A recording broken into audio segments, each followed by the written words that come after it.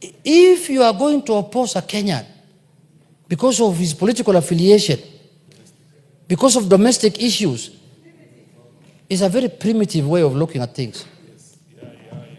And I know some of the people, why we impeach them also, it was not in the impeachment paper, but it's primitivity. Some of them are very primitive people. Village mentality. You know, people want to go to international organizations. Instead of supporting them, you are judging them on the basis of what happens in a village, Mr. Speaker. I'm very sad about that. I do not expect people to celebrate the loss of a Kenyan in an international contest. It's a shame. Whichever you are, you cannot celebrate the loss of a Kenyan in an international contest. I repeat again. You cannot do that.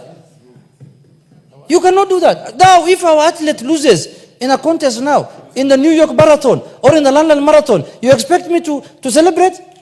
No. Mr. Speaker, I stand to second the motion that has been moved by the leader, Majority Leader, Honorable Kimani Ichung'wah.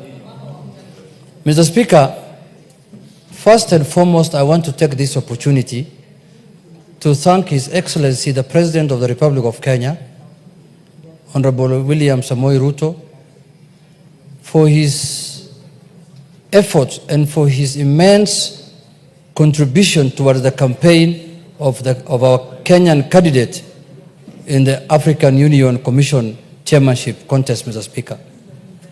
Mr. Speaker, the President of this country and his government has done everything possible to campaign, to lobby, and to do everything possible to make sure that we win in this contest, Mr. Speaker.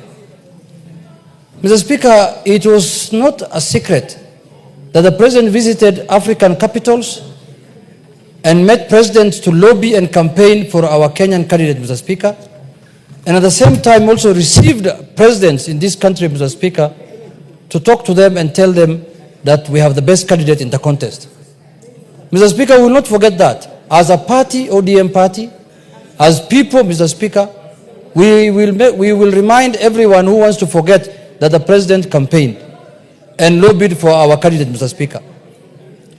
Mr. Speaker, also I want to thank the Right Honorable Prime Minister, former Prime Minister Raila Odinga, Mr. Speaker, for stepping out, because, Mr. Speaker, it requires a lot of courage, Mr. Speaker, and determination to come out and say that I want to represent my country at a very high level, Mr. Speaker, of the African Union.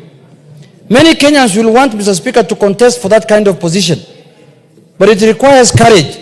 It requires somebody who has the stamina, Mr. Speaker, to show and to come out and say that I want to run for this, Mr. Speaker. Mr. Speaker, this country could not have a better candidate than him, because his credentials are known, Mr. Speaker.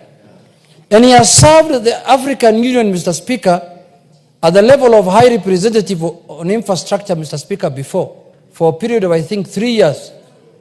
And he had performed exemplarily very well. And he had done a good job. And, Mr. Speaker, he had all the credentials as a Pan-Africanist to contest for that high office, Mr. Speaker. Mr. Speaker, in an election contest, there must be a winner and there must be a loser. And you can also go on a draw. Mr. Speaker, it is not easy to raise the confidence of over 20 presidents of a country, Mr. Speaker. You have seen the first round, he got 22 votes. Those are 22 countries that have faith and confidence in the candidature of Honorable Raila Odinga, Mr. Speaker. Many of us, if we were to contest, we might not even get 2 presidents. Or 3, Mr. Speaker, or even 1. Even 1 vote of a president, Mr. Speaker. But he could manage to raise those numbers because he's a Pan-Africanist, he's known in this continent, and he has done and participated in many things affecting this country, Mr. Speaker, in solving them. Mr. Speaker, the election went as it went. Even when he was going for the election, his last speech at Bomas of Kenya, in a conference that was held by the ODM party, he said he'll be very happy if he wins, And in the event he loses, he has a home to come back to. And life continues as usual. And he will do his things, his business, and other things that he normally does. But Mr. Speaker, what has shocked me as a Kenyan, Mr. Speaker, and up to now I am still in shock, is not the loss that we had in Addis Ababa. Mr. Speaker, what has shocked me is that the celebration that happened in some parts of our country after we lost that election, Mr. Speaker. This was not a Kenyan contest, Mr. Speaker. Some of the people who are celebrating are keeping now busy the majority leader here. Can they sit down so that they can hear what I'm saying, Mr. Speaker? Mr. Speaker. Order, Wamawa and... These are some of the people who are celebrating. He celebrated, but that is fine. Because in a contest you cannot... Order, Wamawa, you cannot cross the aisle like that. Mr. Speaker... It's immaterial what she wants to do. Mr. Speaker, go on. Kenyans knew very well that this is not an election that is going to happen within the country. It's not an election that is normally announced at Bomas of Kenya. This was an election that was happening at the African Union. And some of the Kenyans became so unpatriotic and supporting a candidate against Kenya, Mr. Speaker. And even campaigning for him openly in the social media, in all kind of sphere, Mr. Speaker. Mr. Speaker, I cannot be so unpatriotic. If today a Kenyan of any color, any race, any religion, any creed comes out to contest for an international position, Mr. Speaker, I will support. In the spirit of being a Kenyan, Mr. Speaker. That's all. The first thing that we need to look at is being a Kenyan. Not from the community you come from, not from your color, not from your religion, not from anything.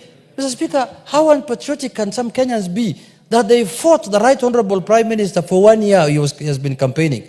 And after losing, they celebrated. We shall revisit that, I can assure you. We will revisit that one.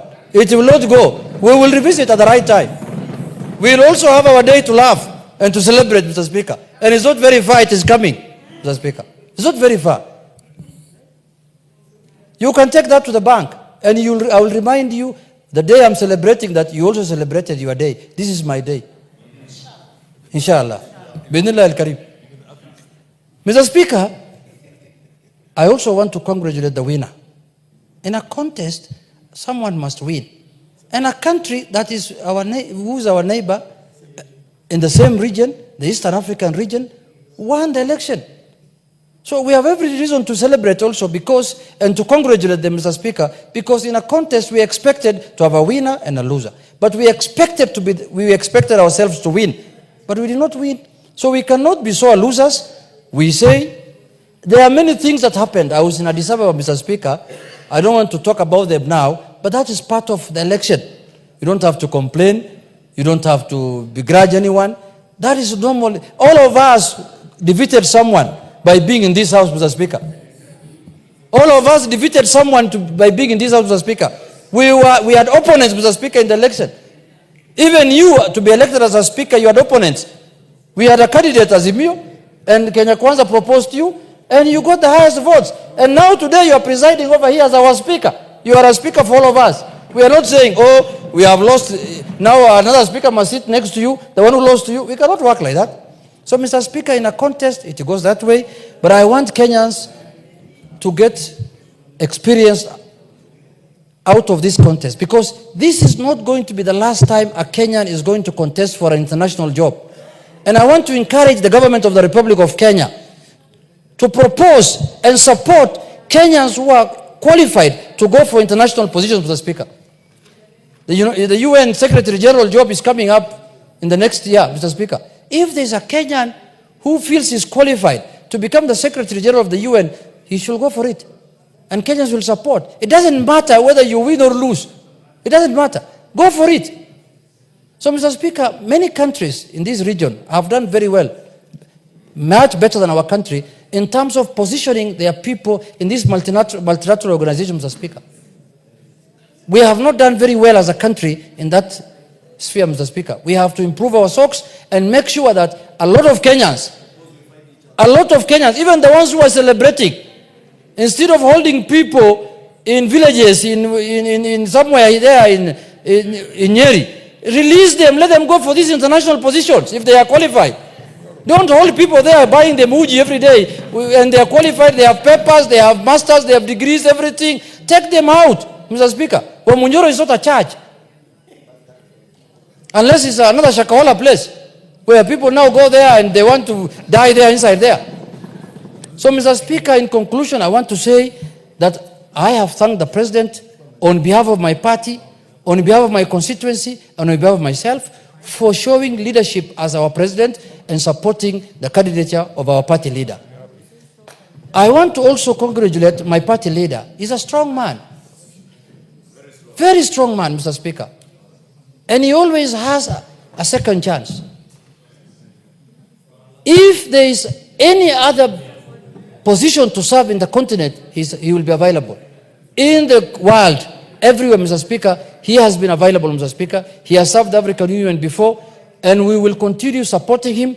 And he's my leader, and we will make sure that we provide our services to the people of this country and to the people of this country, Mr. Speaker, in whichever level we can, in whichever capacity that we can. There are people who thought that this contest was political. They thought that, oh, this is a contest now, or if we lose, ODM will get annoyed. I don't know, annoyed of what?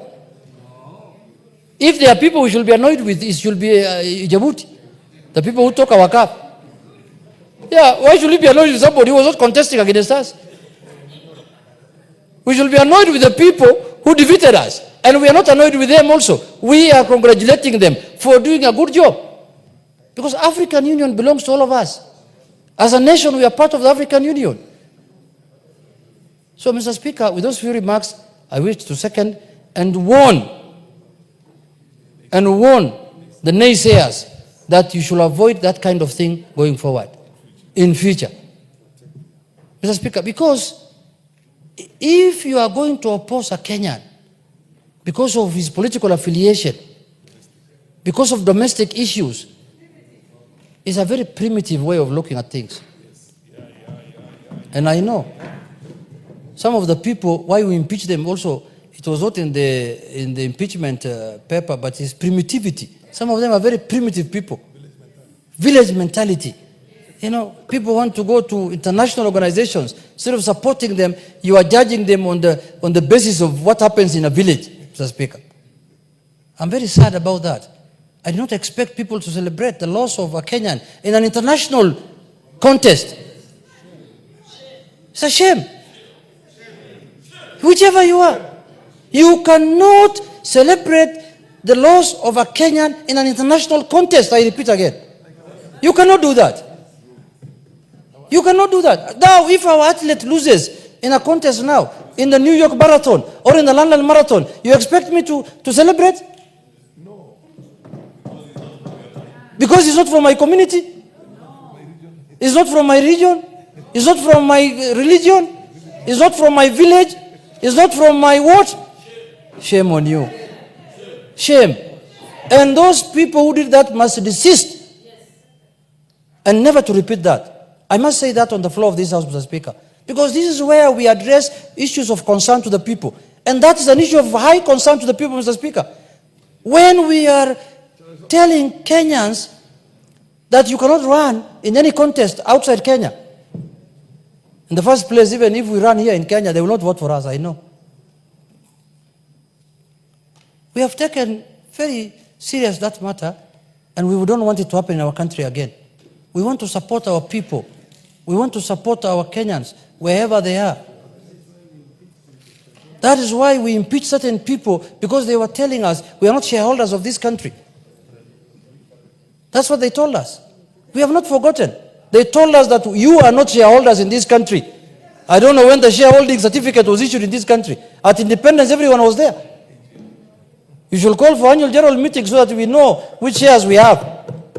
So you get impeached on that kind of nonsense, and you continue celebrating again the loss of a Kenyan in an international contest. We will stand firm. We will hold our head high. We have not lost anything. We have, in the contrary, we have gained because we have registered the name of Kenya in the international arena, Mr. Speaker. With those few remarks, Mr. Speaker, I thank you, and I urge all members to support and to register their thanks, especially to the President and to the former Prime Minister who put his line